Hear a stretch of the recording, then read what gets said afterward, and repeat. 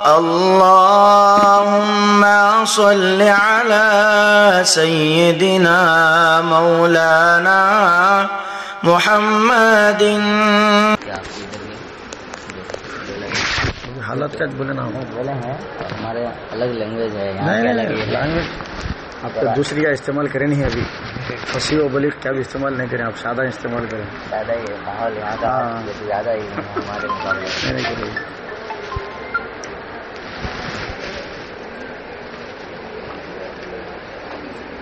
اعوذ باللہ من الشیطان الرجیم بسم اللہ الرحمن الرحیم. ثم أورثنا الكتاب الذين اصطفينا من عبادنا وقال تعالى يا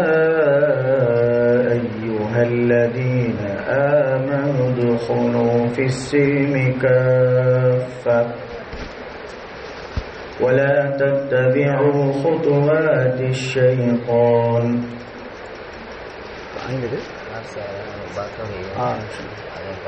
صدق اللہ العظیم.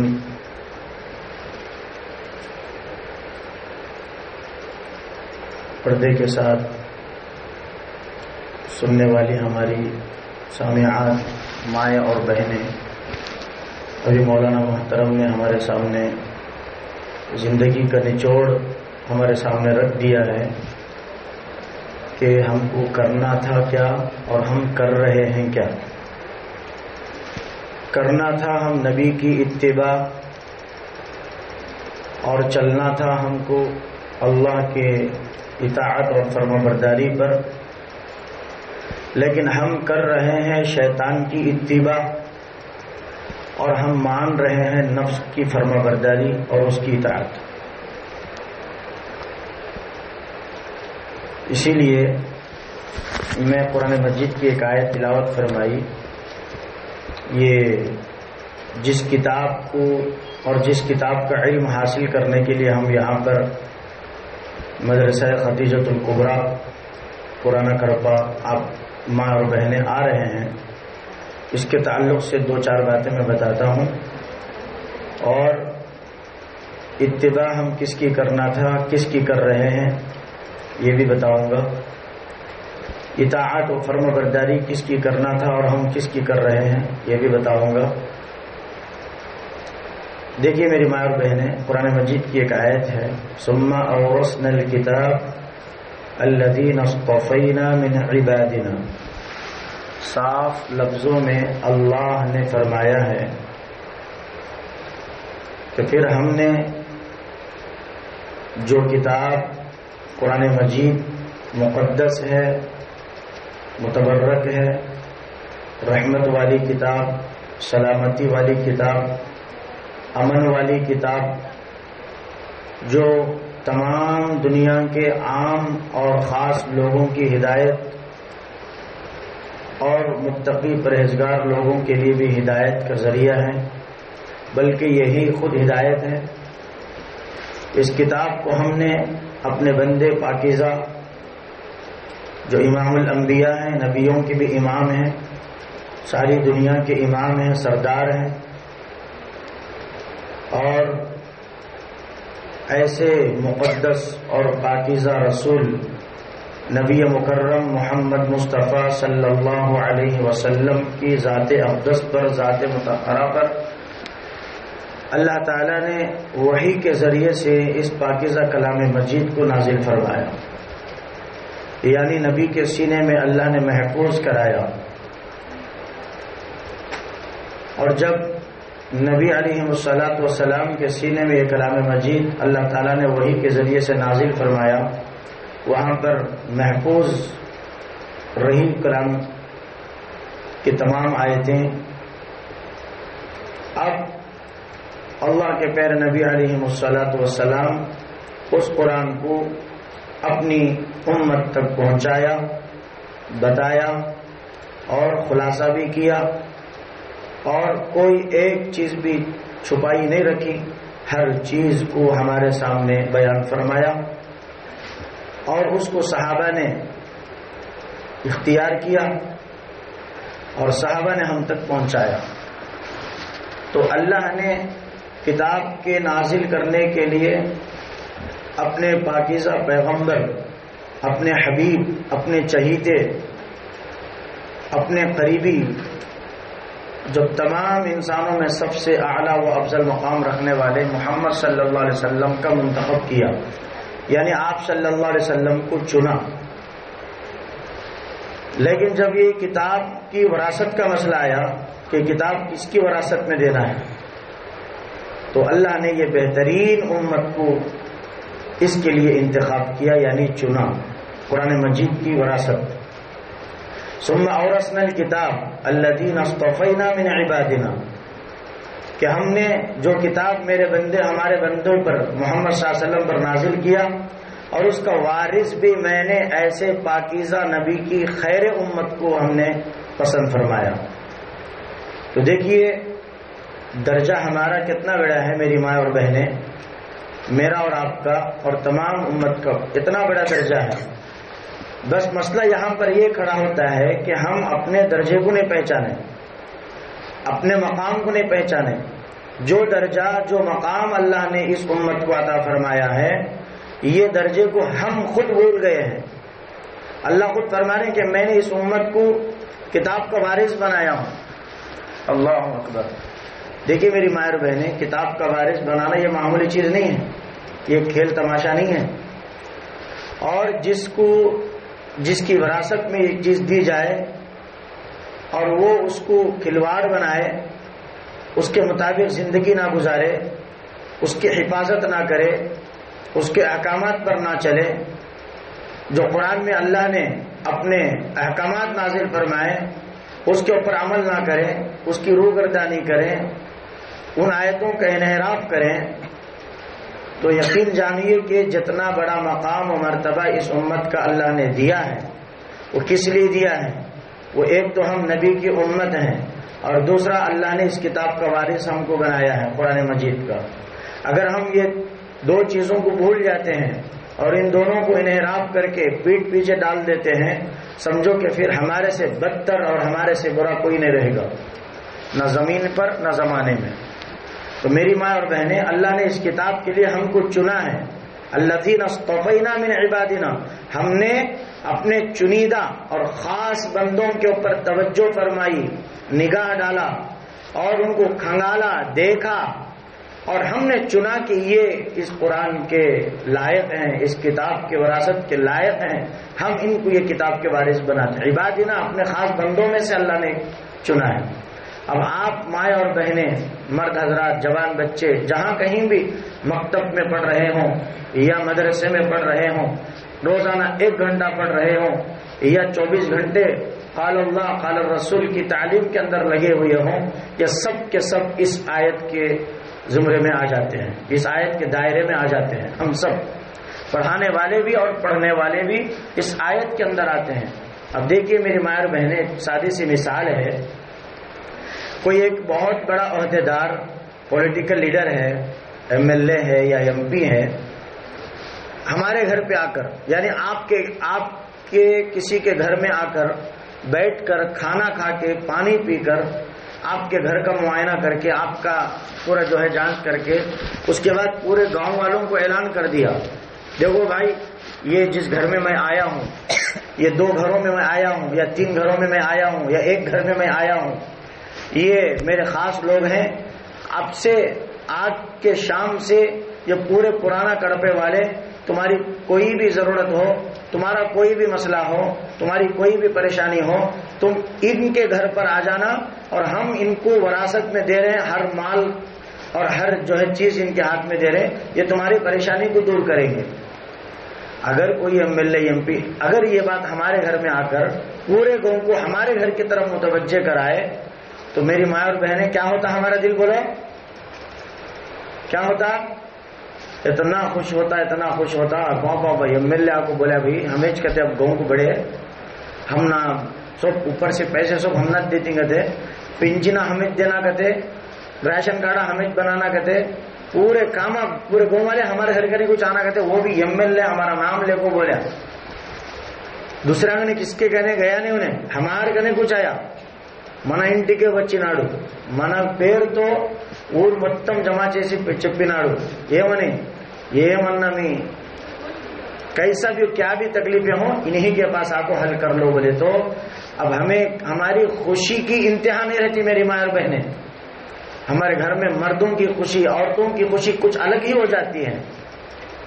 ये तो इन्हें पूरी जिम्मेदारी दे के जा रहा, सिर्फ किसी के घर में एमएलए आको गया बोले तो खत्म। अब वो पूरे गांव वाले वो घर की तरफ देखते रहते हैं, पापा पापा क्या बात, तुम्हारा घर उतना बड़ा, तुम्हें उतने बड़े इतना क्या एमएलए आको गया तुम्हारे घर को। मेरी माँ और बहनें, ये दुनिया के पॉलिटिकल झूठे और दुनिया परस्त जो हमारे ईमान का सौदा, हमारे ईमान पर डाका डालने वाले, हमारे अमाल पर डाका डालने वाले, हमारे जो है दिन और रात के अमाल सालिहा पर डाका डालने वाले, ऐसे बदतरीन किस्म के लोग हमारे घर पे आते हैं जाते हैं तो पूरे गांव वाले हमारे घर को देखने और रश्क करने लगते हैं। और जिम्मेदारी हमारे घर पर दी जाए पूरे मोहल्ले की तो पूरा गांव मुतवज्जह होता है और सोचने लगता है कि भाई क्या है बात, इनके लिए खास ये सब बात बोल के गया। तो मेरी माँ और बहनें, अल्लाह ताला ने करोड़ों इंसान है दुनिया के अंदर, लेकिन किसी को इस किताब का वारिस नहीं बनाया। ये मुझे और आपको बनाया, मोमिन बंदों और मोमिन औरतों को बनाया है, जिसके दिल में ईमान है, जिसके दिल में खुदा का यकीन है, जिसके दिल में नबी बरहक खातमुन नबीयीन मोहम्मद सल्लल्लाहु अलैहि वसल्लम आखिरी नबी हैं, ये यकीन रखते हैं। आखिरत का इस्तेहज़ार है, खबर का खौफ है, महशर का इस्तेहज़ार है, बरज़ख का खौफ है। ये और इस खौफ के साथ, इस इस्तेहज़ार के साथ अल्लाह की इताअत और फरमाबरदारी, नबी सल्लल्लाहु अलैहि वसल्लम की इत्तिबा में हम जिंदगी गुजारते हैं तो मेरी माँ और बहनें, सबसे बड़ा मकाम ये हमारा ही होगा और हमारा ही है और हमारा ही मकाम अल्लाह ने बताया है। तो ये किताब का वारिस अल्लाह ने हमको बनाया है। अब बताओ कि जब अल्लाह ने फरमाया कि किताब के हकदार तुम हैं, तुम्हारी जिम्मेदारी में दे रहा हूं, कौन कह रहा है? एमएलए नहीं, एमपी नहीं, बल्कि एक हाकिम नहीं, बल्कि अल्लाह हाकिमों का हाकिम, बादशाहों का बादशाह, अलैहिस्सलाहु बिअहकमिल हाकिमीन है। वो अल्लाह हमको कह रहा है कि मेरे बंदियों, मेरे बंदो, तुम एक कलाम मजीद सीखने के लिए घंटा 2-4 घंटे जमा हो रहे हैं, ये तुम्हारा सिर्फ घंटा 4 घंटा जमा होना ऐसा बेकार नहीं है, बल्कि मैं तुमको पसंद करके, चुन कर, मुंतखब करके, मोहब्बत की निगाह से देखकर मैंने तुमको यहाँ पर आने की तौफीक दी है। तब चलकर तुम यहाँ आकर कॉलेज को जाते हो, स्कूल को जाते हो, अपने जो किताबों की थैली होती है, बैग होती है, वो पीठ पर लगा कर जाते हो, और जब अल्लाह का कलाम पढ़ने के लिए, कुरान मजीद की तालीम हासिल करने के लिए मदरसा पहुंचते हैं, कुरान को यहाँ तक के छोटी पतली सी किताब 20 सफ़हात की, 40 सफ़हात की किताब और वो नूरानी कायदा, उसको तुम पीठ के पीछे लगा कर नहीं आते, बल्कि हम सीने को लगा कर आते हैं। इसका मतलब क्या है? हमारे पास जो इल्म है, असल हकीकी इल्म, जो आखिरत का इल्म है, दीन का इल्म है, शरीयत का इल्म है, नबी मोहम्मद सल्लल्लाहु अलैहि वसल्लम पर जो अल्लाह ने नाजिल किया वो इल्म है, वो हमारे लिए दुनिया में भी नजात है, दुनिया में भी फायदा है, और मरने के बाद सबसे पहली जो मंजिल है कब्र की, वो कब्र की मंजिल में भी यही इल्म, कुरान का, हदीस का, शरीयत का, यही इल्म कब्र में काम आएगा। और उसके बाद की जो मनाजिल हैं, उसके बाद की जो मंजिलें हैं, बरज़ख है, महशर है, हिसाब किताब का दिन है, वहां पर भी यही इल्म काम आएगा। और यही साबित होता है कि हम जब स्कूल और कॉलेज को जाते हैं तो पीछे अपनी बैग लगा कर जाते हैं। ये इससे मतलब क्या? ये जो हम कॉलेज और स्कूल की तालीम हासिल कर रहे हैं, ये खबर के पीठ के ऊपर तक का इल्म है। कहां तक का इल्म है? खबर की पीठ के ऊपर तक आने वाला इल्म है। और हम जो ये कुरान मजीद को, नूरानी कायदे को, चहले हदीस को, दुआएं, मसनून दुआएं की किताब को अपने सीने से लगाकर, अपने जो है ऊंचा और मकाम मर्तबा देकर इन किताबों को हम मदरसे को पहुंचते हैं, इससे मिसाल क्या है कि ये इल्म खबर के पेट में आने वाला है, खबर के پیٹ میں آنے والا ہے، برزخ میں کام آنے والا ہے، محشر میں کام آنے والا ہے، یوم الحساب کتاب کے دن کام آنے والا ہے۔ کیوں؟ اس علم کے ذریعے سے جو اللہ نے ہم کو عطا کر رہا ہے، سب سے پہلی چیز خدا کی معرفت ہوگی۔ خدا کون ہے ہم کو پتا چلے گا، خدا کی طاقت کیا ہے ہم کو پتا چلے گی، خدا کی بڑائی کیا ہے ہم کو پتا چلے گی، خدا کی اصل کیا ہے، یہ خدا کی معرفت والا علم ہم کو ملے گا میری ماں اور بہنیں۔ اور نبی کا مقام کیا، ابھی مولانا محترم نے بتایا کہ نبی کا کتنا بڑا مقام ہے۔ ان شانئک هو الابتر، دشمن یہ کہتے تھے کہ تو ستیہ ناش ہوگا، تیرا جو ہے معاملہ بگڑ جائے گا، تو ختم ہو جائے گا، تیرا ایسا ہوگا، تیرا ویسا ہوگا، نعوذ باللہ۔ ہمارے نبی محمد صلی اللہ علیہ وسلم کے بارے میں دشمنوں نے یہ جملے، یہ الفاظ استعمال کیے، لیکن اللہ کو یہ الفاظ گوارا نہیں ہوئے، اللہ کو بھی یہ چیز پسند نہیں آئی، اللہ بھی ناراض ہوئے ان کے الفاظوں پر جو دشمنوں نے ہمارے نبی مکرم و مطہر، امن اور سلامتی کا پیغام دینے والے، پوری دنیا کے ہر مذہب کے انسان کو اللہ کے نبی نے امن اور سلامتی کا پیغام دے کر ہمارے لیے شانتی اور سلامتی کی زندگی بخشی۔ جو بچیوں کو زندہ دفن کر کے آتے تھے ان کو بیٹی کا مقام بتایا، باپ کا درجہ بتایا، ماں کا مقام بتایا، ماں کے قدموں کے نیچے جنت، باپ جنت کے دروازوں میں سے بیچ کا دروازہ۔ بیٹی کو جو پال پوس کر اس کی اچھی تربیت کر کے، اس کے اخلاق کے خیال کر کے، اس کی اچھی طریقے سے تعلیم و تربیت کر کے، اچھا نیک صالح جوڑا تلاش کر کے اس کی شادی کر کے دیتا ہے، وہ باپ اور میں دونوں جنت میں ایک ساتھ رہیں گے۔ یہ اللہ کے نبی کی بشارتیں اللہ کے نبی نے بتائی۔ ایسے نبی صلی اللہ علیہ وسلم پر دشمنان اسلام، دشمنان نبی طرح طرح کے غلط الفاظ استعمال کر کے ہمارے نبی کے دل کو تو ٹھیس پہنچتی ہے، اللہ کو بھی جو ہے تکلیف ہوتی ہے، اللہ بھی ناراض ہوتے ہیں۔ اللہ فرماتے ہیں ان شانئک هو الابتر، بے شک آپ کے دشمن ہی بے نام و نشان ہوں گے، آپ کے دشمن ہی ان کے کوئی نام و ذکر نہیں رہے گا، نیست و نابود ہوں گے، برباد ہوں گے، تباہ ہو جائیں گے، ان کی منہ کالا ہو جائے گا، ان کا ہر چیز فنا ہو جائے گی، اور قیامت کی صبح تک نہ ان کو یاد کرنے والا کوئی ہوگا، نہ ان کا ذکر کرنے والا کوئی ہوگا، نہ ان کا جو ہے اچھا یا برا ذکر کرنے والا کوئی نہیں۔ ان کا تو کتے بھی نام لینا پسند نہیں کرتے، کالا جانور خنزیر بھی ان کا نام لینا پسند نہیں کرتے۔ اللہ نے یہ مقام ہمارے نبی کو دیا اور ان کو اس طرح ذلیل کیا۔ میری ماں اور بہنیں دیکھیے، آج ابو جہل کا نام ہم ہر ذکر ہر مجلس میں کرتے کیا؟ ارے ہم تو کیا، ان کے ماننے والے خود آج تک ابو جہل کا نام نہیں لیتے، آج تک ابو جہل کا نام کون بھی نہیں لیتے، اور لیے تو بھی کیسا لیتے ہیں؟ ملعون ہے، مردود ہے، خبیث ہے، شیطان ہے، جڑغلیظ ہے، ایسا استعمال سے لیتے ہیں۔ لیکن ابو جہل بھی ہمارے نبی کے زمانے میں موجود تھا، ہمارے نبی بھی تھے۔ اللہ نے فرمایا انا اعطیناک الکوثر، ہمت بڑھائی ہمارے نبی کے، ہے نبی تم گھبراؤ نہیں، تمہارے لیے تو ہم نے کوثر عطا کیا ہے، ہم نے کوثر عطا کیا۔ کوثر کا مطلب ایک بہت بڑا اونچا مقام، حوض کوثر، جو قیامت کے دن پوری دنیا حضرت آدم علیہ السلام سے لے کر قیامت کی صبح تک کے کروڑوں پورے انسان وہاں جمع ہوں گے۔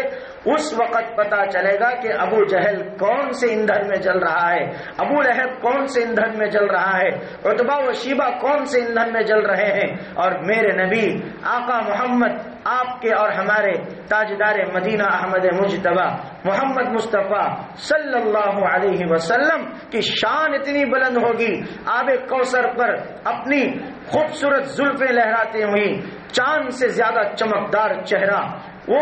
جس کی قسمیں اللہ نے قرآن میں چہرے کی قسم کھائی اور ناک کی قسم کھائی، پیشانی کی قسم کھائی، زلفوں کی قسم کھائی، آپ کے چلنے کی، آپ کے شہر کی قسم کھائی، ایسے پاکیزہ نبی آب کوثر پر، حوض کوثر پر بیٹھ کر دیکھتے ہوں گے کہ میری امت کی پیاس کو، ان کی تشنگی کو میں بجھاؤں گا۔ لوگ آتے جائیں گے، نبی کے ہاتھ سے آب کوثر پیتے جائیں گے، اپنی پیاس کو بجھاتے جائیں گے، اور جو نبی کے ہاتھ سے حوض کوثر کوثر پر پانی پی لیا میری ماں اور بہنیں، قسم خدا کی اب اس کو کوئی پانی کی ضرورت نہیں پڑتی، کوئی پیاس نہیں لگتی۔ وہ شہد سے میٹھا، دودھ سے سفید، برف سے ٹھنڈا، اتنا پاکیزہ پانی، اور ایسے پاکیزہ نبی کے ایسے مقدس وہ پاکیزہ ہاتھوں سے پینا، یہ خوش نصیبی ہر کس و ناکس کو نہیں ملتی، ہر مرد عورت کو نہیں ملتی یہ موقع۔ میری ماں اور بہنیں، جو نبی کی اتباع میں رہیں گے، جو نبی کی سنتوں پر چلیں گے، جو نبی کی فرما برداری کریں گے، 24 گھنٹے کی زندگی جیسا مولا نے فرمایا، ہمارا کھانا نبی کے مطابق ہو، ہمارا سونا نبی کے مطابق ہو، ہمارا اٹھنا نبی کے مطابق ہو، ہمارا پانی پینا نبی کے مطابق ہو، ہمارا چلنا نبی کے مطابق ہو، ہمارا بات کرنا نبی کے مطابق ہو، ہر چیز نبی کے اتباع میں ہو، تو انشاءاللہ ایک دن آئے گا، ہماری موت آئے گی، ہم مر جائیں گے، قیامت قائم ہوگی، حوض کوثر لگے گی، اور نبی اس کے اوپر جلوہ افروز ہوں گے اور فرماتے رہیں گے کہ لاؤ میرے ان امتی بندیوں کو، اللہ کے بندیوں کو، اللہ کے بندوں کو، آج میں اپنے مبارک ہاتھوں سے حوض کوثر پر پانی پلاؤں گا۔ میری ماں بہنیں، کیا خوش نصیبی ہے، آپ سوچو ذرا۔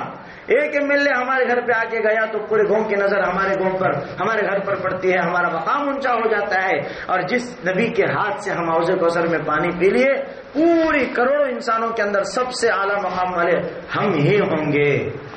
اسی لیے یہ تعلیمات یہاں پر دی جاتی ہیں جو خبر میں کام آنے والی تعلیم ہے، اللہ تک جنت میں جانے تک تعلیم یہ کام آتی ہے، اور جنت میں جانے کے بعد بھی یہ تعلیم کام آتی ہے۔ اسی لیے میری ماں اور بہنیں، یہ تعلیم کو ہلکا نہ سمجھیں، قرآن کے پڑھنے اور پڑھانے کو ہلکا نہ سمجھیں، مدارس کو ہلکا نہ سمجھیں، مکاتب کو ہلکا نہ سمجھیں، اور اس کو جو ہے ایک اہمیت دیں، ایک اپنے اندر مقام پیدا کریں کہ مدرسے کا مقام کتنا اونچا ہے، مکتب کا مقام کتنا اونچا ہے، استاذ کا مقام کتنا اونچا ہے، پڑھنے والے طلبہ و طالبات کا مقام کتنا اونچا ہے۔ اللہ کے نبی نے فرمایا، جو بندہ اور بندی اپنے گھر سے خالص اس صاف دلی کے ساتھ اچھی نیت کر کے کہ میں اللہ کا علم حاصل کرنے، نبی کی شریعت کا علم حاصل کرنے کے لیے اپنے گھر سے سفر طے کر کے مکتب کو جا رہا ہوں، جا رہی ہوں، مدرسے کو جا رہا ہوں یا جا رہی ہوں، تو میری ماں اور بہنیں، اللہ کے نبی نے فرمایا، ان بندے اور بندیوں، طلبہ و طالبات کے قدموں کے نیچے فرشتے اپنے پاکیزہ نورانی پروں کو بچھا دیتے ہیں اور کہتے ہیں اللہ سے کہ اللہ، یہ تیرے بندے اور بندیاں، یہ طلبہ و طالبات تیرے قرآن کا علم حاصل کرنے کے لیے، جہالت کو دور کرنے کے لیے، شریعت کا علم حاصل کرنے کے لیے، بے دینی کو ختم کرنے کے لیے، دینداری کو اپنے اندر لانے کے لیے، نفس پرستی کو ختم کرنے کے لیے، رب چاہی کو اپنے اندر لانے کے لیے، یہ تیرے راستے میں چل کر مدرسہ اور مکتب کو جا رہے ہیں۔ ان کے گڑگوں میں درد ہے، ان کے پیروں میں تکلیف ہے، ان کے پیٹ میں تکلیف ہے، ان کے سر میں تکلیف ہے، اس کے باوجود بھی یہ میرے بندے، تیرے بندے بندیاں مدرسے کو آ رہے ہیں۔ اے اللہ، جب تک تو ان کی پوری مکمل مغفرت نہیں کرتا، ہم اس وقت تک خاموش نہیں رہیں گے، ہم اللہ تیرے دربار میں مانگتے ہی رہیں گے کہ تو ان کی مغفرت فرما۔ تو میری ماں اور بہنیں، کتنا بڑا درجہ ہے نہیں یہ بڑا درجہ؟ کس کے لیے ہے یہ درجہ؟ ہمارے لیے، پڑھنے والوں کے لیے، پڑھانے والوں کے لیے۔ اسی لیے میری ماں بہنیں، اللہ نے اس قرآن مجید کا ہم کو جو ہے وارث بنایا ہے، اور جب وارث بنایا ہے تو قرآن کی حفاظت بھی کرنا، قرآن کی تعلیم حاصل بھی کرنا، اور اس کے اوپر عمل بھی کرنا، اور اس تعلیم قرآن کو دوسروں تک بھی پہنچانا۔ کیسے پہنچانا؟ عملی زندگی سے پہنچانا۔ لوگ ابھی دیکھ کر نمونہ لیں کہ بھی انہوں فلاں نے دیکھو ماشاءاللہ قرآن پڑھ رہے ہیں، ہم بھی پڑھنا، فلاں نے دیکھو نماز پڑھ رہے ہیں، ہم بھی پڑھنا۔ اس طرح اگر ہمارے